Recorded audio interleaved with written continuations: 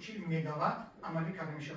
در نشست خبری شرکت برق تاجیک شکایت‌ها از نظام بلینگی از جمله مرکز تماس شبکه‌های تقسیمات برق زیاد شنیده شد.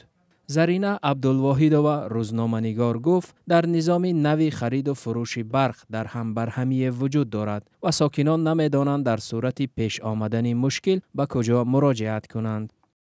در بعضی خانه‌ها به همین شکل رفته شده است که همون آدم در خانه خودش همون خط نآمده شده است. از خانه همسایه دیگر خانه خودش نمی‌یابد که در کجا همون حساب خانه‌ها رفته شده.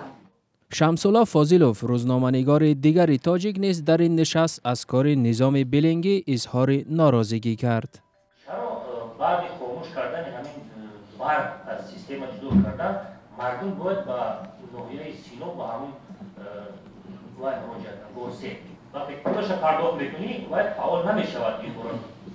محمد غلامزاده مسئول شبکه‌های تقسیمات برق تصدیق کرد که در کار نظام مشکلی‌ها وجود دارد. او سبب روشن نشدن نیروی برق بعد از پرداخت پول قرض را نقص تکنیکی نامید. با فکر من 90% همه مشکلاتی که خاموش می‌شود بعد پرداخت در دوام 5 تا 15 دقیقه برق چون پرواز می‌شود. همین ممکن چیزی که شما گفتید سبک‌های تکنیکی قطعی ممکن که در همین وقت حسابگیری که برق باشد یا حساب همون اتومات میکنه خودکار که از حساب همون باشد.